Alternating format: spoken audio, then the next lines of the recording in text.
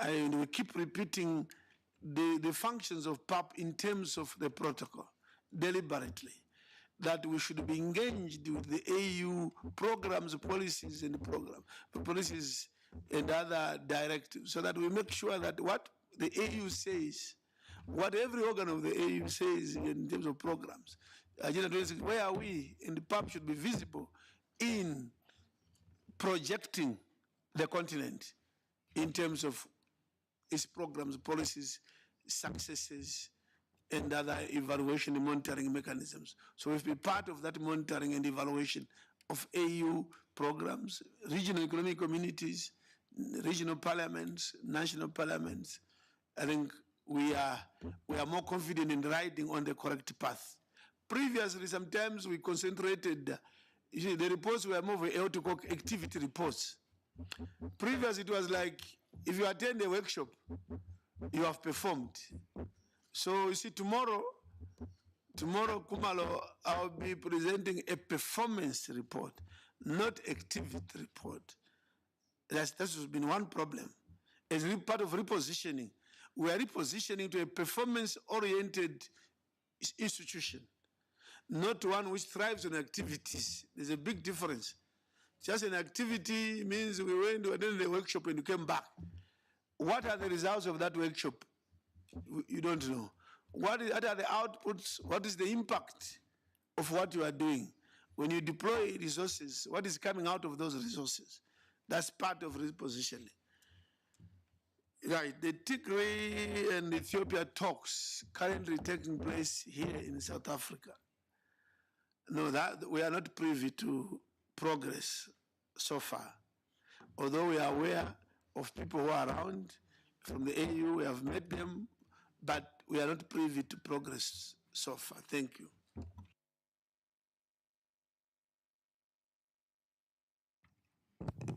To respond to the question that was asked of me in relation to the Parliament and the Commonwealth. As you know, the Commonwealth is 56, made up of 56 countries. That's 2.5 billion people, 60% of whom are under the age of 30, but 21 of our members hail from Africa. And those 21 are representative of the whole spectrum of Africa. And as a result, the work that we are doing and the work that the Parliament, the Pan-African Parliament are doing, are actually very, very similar. And during the talks today, I think the synergy between our hopes and aspirations as a Commonwealth family and the hopes and aspirations of the African Parliament are also mirrored. And so there's an opportunity for us to work more closely together. It's clear that the empirical data that we need in order to make wise and just decisions are not available to all of us in the same way, but we do possess them collectively. So one of our opportunities is to share data analysis of what works and what does not work. This implementation of the Sustainable Development Goals is common to all of us. You will have seen, if you look at the Charter, which I had the privilege and pleasure to present to the Honourable President today, that clause 1 to 16 in our Charter mirror very closely 1 to 16 of the Sustainable Development Goals. And SDG 17, which is partnership, is at the core of what we in the Commonwealth do, and you will find that thirst for partnership in our preamble.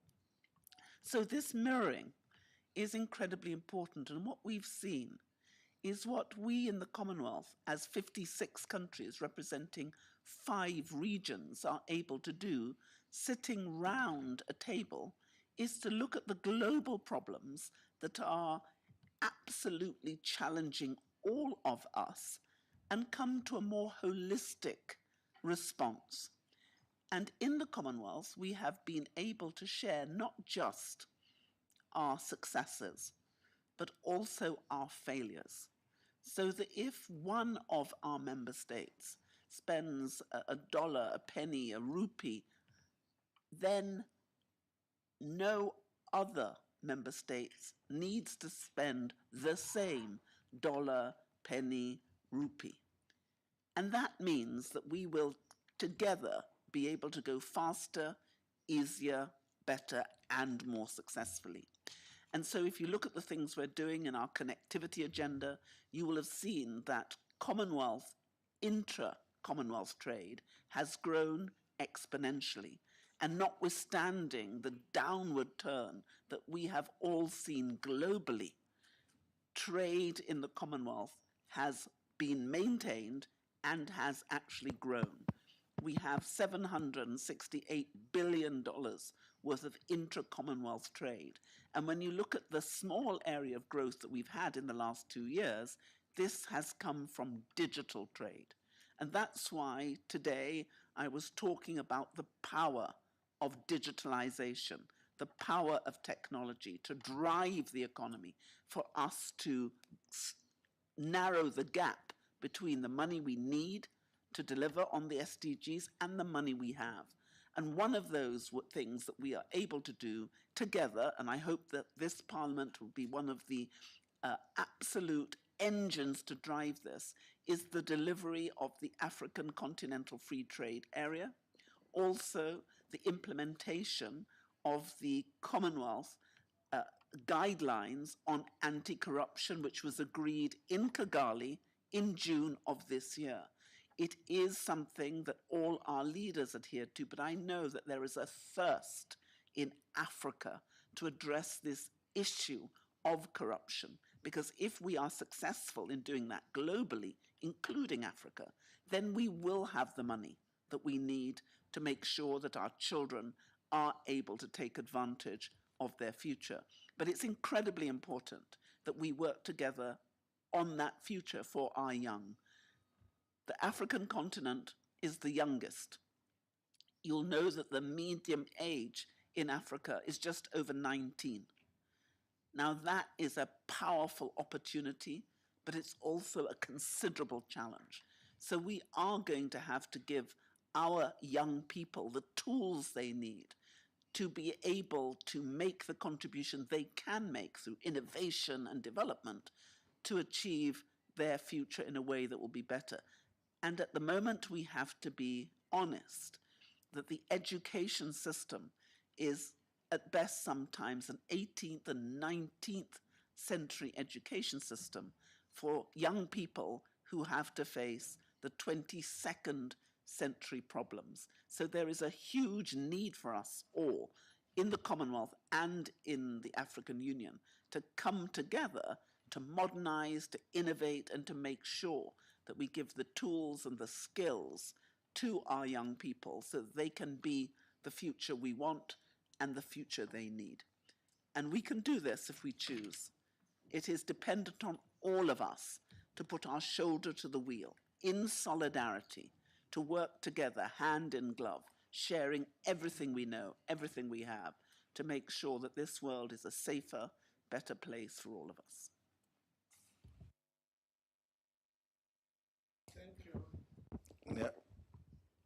Yeah, thank you. I think the Secretary of the Commonwealth has spoken about the question I was asked on more.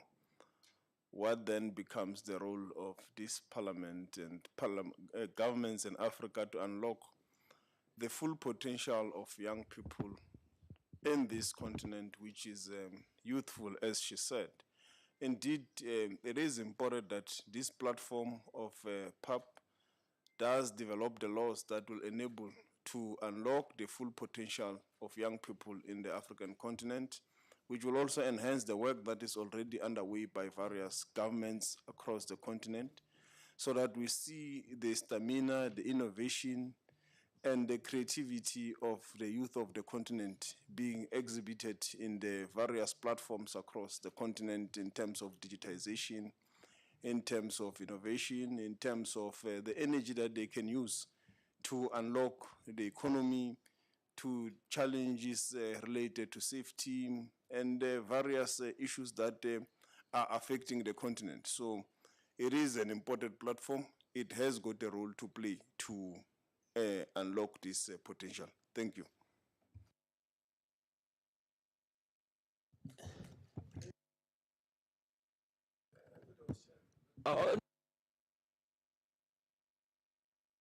Yeah. So we'll take ZBC, take ENCA, we'll take Channel Africa, and then Mr. President will conclude with APPN. All right.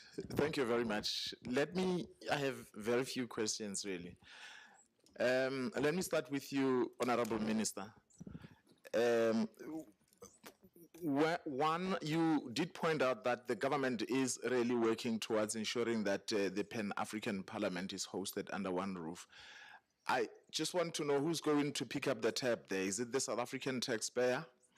And just how far, I'm not too sure if you have those details in terms of the actual work that has gone into that. Okay, I'll be fair to you, but who's going to pay for that? And I think the other question, the president was doing the bidding for you. I'm not too sure if he's a branch member of the ANC. I would like to hear from you whether your views on the comments by the Minister of Tourism and ANC National Executive Committee member who said, given the Phala Phala scandal, the President, Cyril Ramaphosa, must step aside.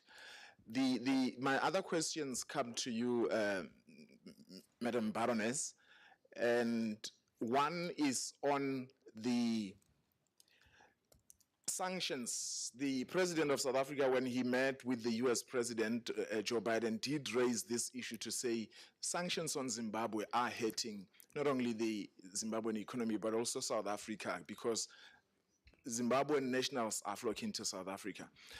And I know that that matter also was raised even in this platform. I was made aware. Do you think perhaps it's about time, or you still think from Commonwealth's point of view that these sanctions must continue? But also another question related to that is the request by Zimbabwe to get readmitted into the Commonwealth. Is there any chance that it would be readmitted? How far is that process? Lastly, on one point that you made, you did point out that African food systems are vulnerable to climate change. And we know that African countries are not the largest emitters.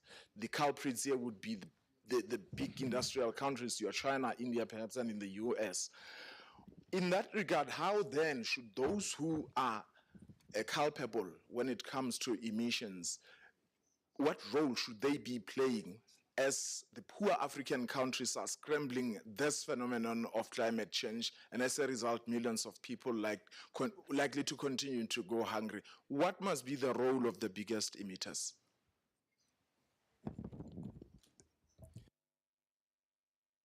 To ask that when you respond, perhaps we shift the microphones to yourself, because I don't think we are capturing you. Once the minister is done here. Sure.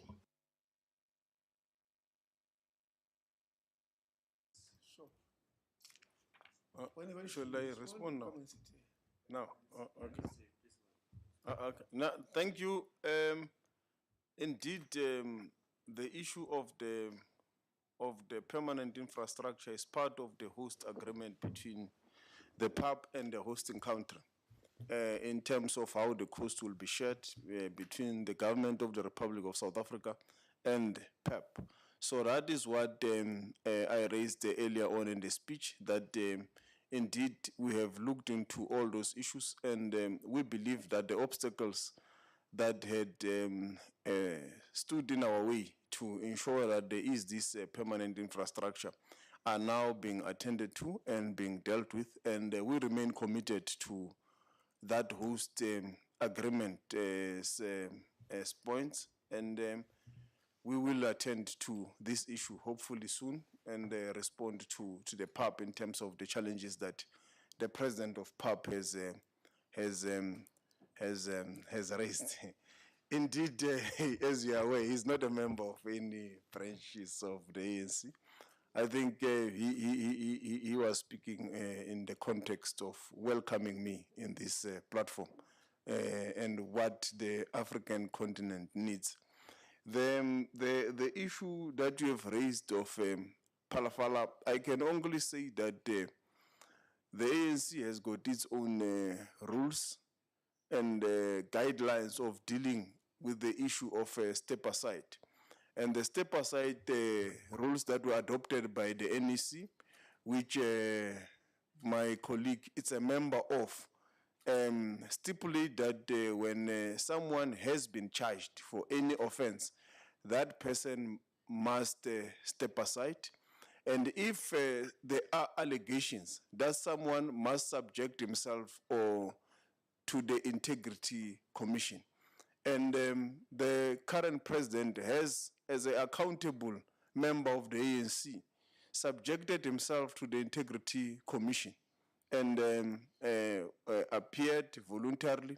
So the Integrity Commission is processing that matter. And I just want to state that these are obviously issues and which are internal in the ANC, and we will continue to engage with them in that manner. Thank you.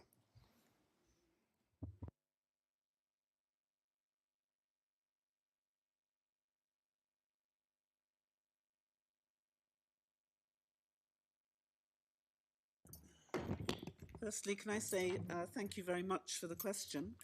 You'll know that the position in relation to sanctions on Zimbabwe are international matters which are being dealt with at the UN, and each country will be participating in making that decision.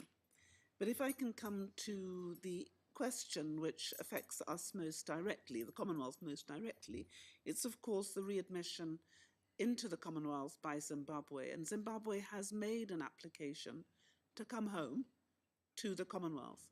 And if you go onto our website, you will see that the process for both those joining and rejoining the Commonwealth is very similar. It's a three-stage process, which involves an assessment being made by the Commonwealth Secretariat on behalf of the other members before a recommendation can be made to the member states for them to consider whether a country can be either admitted or readmitted. You'll be aware that both Togo and Gabon were admitted in June this year in Kigali at the Commonwealth Heads of Government meeting. The stage that we are now at with Zimbabwe is that a team from the Commonwealth Secretariat will be visiting Zimbabwe in November of this year to undertake the next stage of assessment for Zimbabwe. Once that is complete, there will be an opportunity for us to work not only with Zimbabwe to ensure that they are in a position to submit their application if they so wish, and there will be a consideration by all member states as to whether they are in agreement that Zimbabwe will be readmitted. It's a process which every country who either joins or wishes to rejoin goes through, and we are delighted that Zimbabwe is putting a great deal of effort, energy, and commitment into complying with that process. And we obviously are very hopeful that all will go well. In relation to the climate change issue, you will know that the Commonwealth has been totally committed to the UNFCCC process, that we led the way in COP21 in getting the agreement in Malta in 2015. The Commonwealth agreed that it should be implementation, 2 degrees and a 1.5 aspirational target.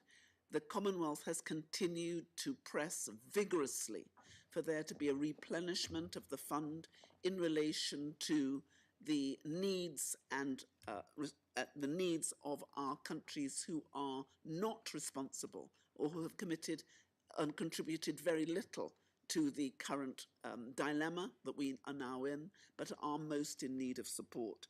And we will go to Egypt later on in November to COP27, where we will be vigorously making the point that climate change is at code red and those who are most responsible for contributing to it should also be in a position to help us to repair that damage. Thank you. But your voice as the Commonwealth matters a lot in global affairs. As much as you're saying countries that have imposed sanctions individually on Zimbabwe will have to, and the UN will have to deal with that. Is it your view as Commonwealth that these sanctions remain justified?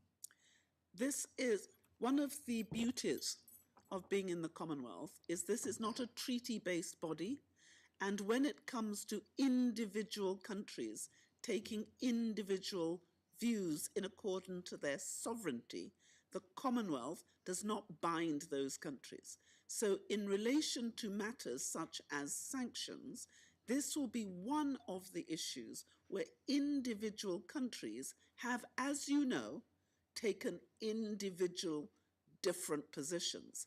And we are hoping very much that this issue of sanctions will be addressed and addressed successfully. But that is very much a matter for each individual country. And you will know very well that there are very strong views in Africa in particular, along with a number of our other members who would urge dramatically that those sanctions should be relieved, because not only of the impact it's having on Zimbabwe, but also the impact it's having on other African countries. Now that is a debate which I know from talking to all my members will be hotly argued, but I would emphasize again that one of the beauties of democracy, one of the beauties of sovereignty, is that sovereign democratic countries can come to different positions on the same issues. And so what we have to do is work hard on committee, work hard to assist our countries to address the issues of sanctions so that, hopefully, the need for sanctions would no longer be there. So we have always walked in committee with our member states, and we continue to hope that these matters will be resolved completely, successfully, and to everyone's satisfaction. We'll allow two more and close. Okay. Yeah, my question is directed at the PAP president. One of PAP's main ban has been a lack of legislative teeth. What measures have you put in place as the new team that is repositioning PAP to make sure that you accentuate this quest for legislative powers so that PAP can have an impactful effect on the lives of ordinary people across the African continent? Thank you. We have a second one so that when you reply, maybe you just fed all of them. Yeah, thank you. Can I? Okay, thank you very much. My name is Gilbert with the APP and the African Parliamentary Press Network. So I have a question for each of you. The first one goes to His Excellency Fortune Charumbira. The issue about repositioning and rebranding the PAP will require a collective effort. So I want to find out from you what, in your view, will be the role of civil society organization and media in achieving that. Now, the other question goes to the Secretary General. At just the ended IPU meeting in Kigali, it was on gender-sensitive parliament. Obviously, most of the parliaments in Africa are not gender sensitive. Certainly, the PAP is also not gender sensitive. So can you give us some of the pragmatic steps that can be put in place to ensure that our parliaments are gender sensitive? And then a quick follow-up to the Minister of Justice. Can we have some timelines in relation to when PAP is moving to the new site, some timelines? It will help. Thank you very much. Am I too far? I also have got a question. My name is Ian Roma from ZBC. My question is directed to our guest of honor, the Minister. I still didn't get a definitive answer on the issue of resources. I would probably ask you to answer this question in vernacular. We gather that you can speak in Venda. If you can speak in that language, we share the same language with people back home in Zimbabwe. So South Africa is one of the big brothers on the continent. What role do you think you can play in terms of availing resources for PAP to achieve inclusive development on the continent? Excellency, if I think the best she will go first in order to, so that when we stop, we don't have to come back to sit here. Thank you, Gilbert, for your question.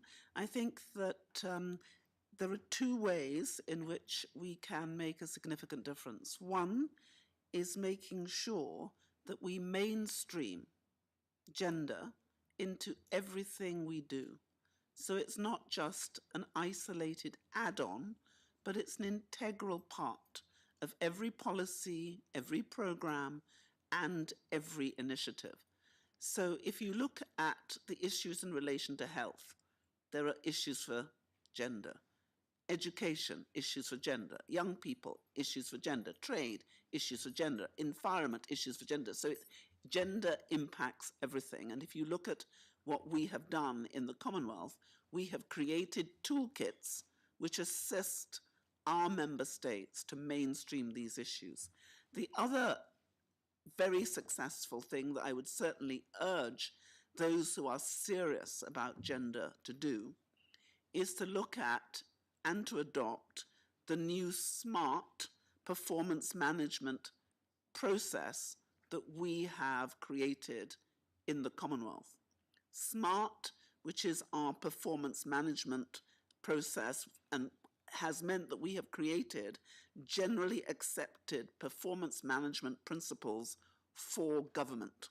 And these GAP principles have been agreed by our member states, by our leaders at CHOGM in Kigali.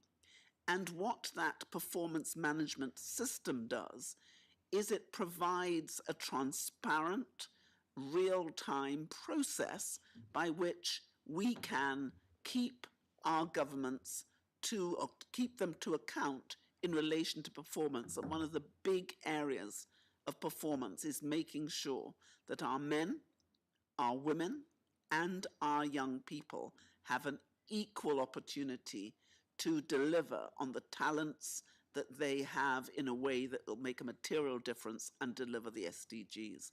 So that's what I'd say: mainstream gender, address the SMART issues, and the last would be to say we really need to address domestic and sexual violence of women and girls. 1 in 3 women and girls are affected by gender-based violence in our world, and in Africa, there is no exception. So if we were to address ourselves to those issues, I think we would make a material difference to the empowerment of women, and we would exponentially improve the trade deficit that we now have, because women and our young people can be the difference we need to make in order for us to be a truly wealthy, healthy, and well-governed world. Thank you. Yeah, no, thank you. I did say earlier on that I don't have the timelines because I don't have all the details in terms of how far is the process, where it is. But I know that there is a commitment to proceed on the work in terms of the agreement between the host country and PAP. That is being processed by the South African government, but unfortunately I'm unable to provide the timelines. And also, ndo amba uri ringa si kone upa the timelines ngauri the contents na the details dza hone something has do tirwanga PAP na the host country or ri kone u pata building ya permanent for PAP. And on the second part, whether we remain committed to provide resources to PAP as the host country. Indeed, we remain committed to provide and to give all material and logistical support to PAP as the host country, because it is a very important infrastructure and platform for the African continent.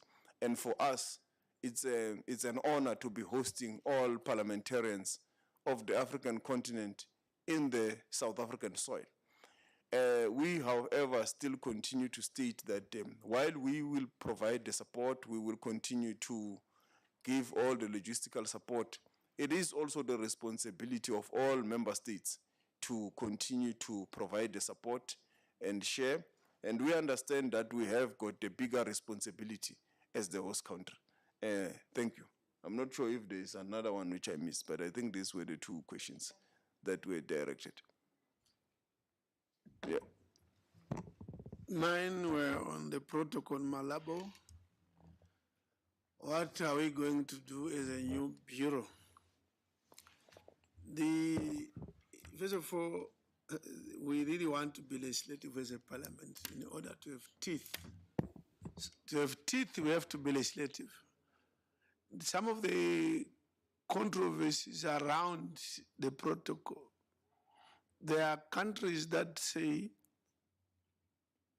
they don't feel it's fair for every country on the continent to nominate 5 MPs to PAP. Because some countries are really huge in terms of, a country that has 160 million population, one has 1 million. But both such countries will send 5 members to PAP. So there are issues around that issue that I think let's go the route of the proportional to the population in terms of representation at PAP. And I won't hide that Egypt, for example, is very, very adamant on that one.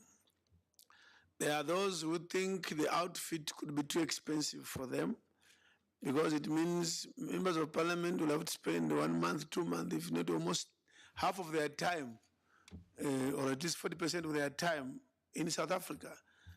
And there are some already, even with the 4 sessions which are isolated, March, May, August, and October, they are unable. There are some countries right now as we speak that we are not able to fund their members to attend PAP. Now they say, if now you say, if they fail to fund for 2-3 weeks session, now you make it 2 months, then it means some countries totally be out of PAP. And there are those who think if you have parliamentarians outside their national parliament, like is the case now, what would be the relevance of these parliamentarians? Where would they share the outputs? What platforms would they use back home if they no longer sit in their national parliaments? And how would the people also make a contribution to Pan-African Parliament if these would be ordinary people just without any proper platform? And I can go on and on. So there are those resistances. One way is to re-engage member states at the various platforms and explain to them the possible benefits. And also those that have ratified the 14 want to engage them also to be part of our lobbying missions so that they indicate that, look, it's not, we've signed, but we are still alive. It's harmless. Can you proceed and sign? So we'll try all those efforts.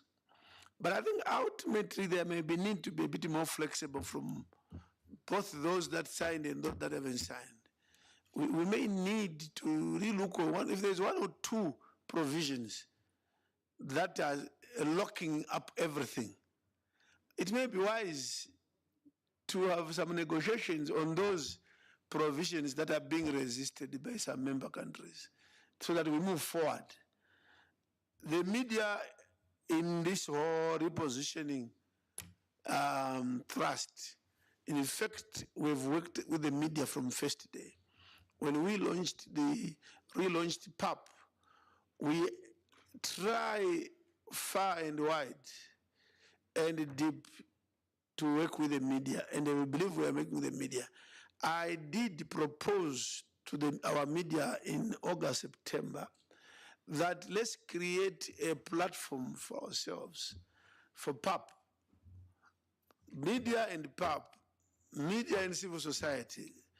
We even have structured meetings where we say every 3 months or so, we have a media interaction. And as you push for that. So media have left behind, we proposed, but you are silent. We want to work with you. Civil society, both at PAP, we have access to civil society. We invite them to these meetings. We have ECOSOC with the AU, called ECOSOC, which is the AU wing that works with civil society. We are also engaged with them so that we harness some of the activities that they are also involved in. But we need civil society. Civil society are our citizens, and we exist as an institution to promote the aspirations of our citizens. So we are assured that we are open and supportive, and let's work together. Thank you. Thank you very much, Mr. President. Thank you very much, Honorable Minister. Thank you very much, Madam Secretary. This is the end of our press conference. We appreciate you giving us your time for this. Thank you.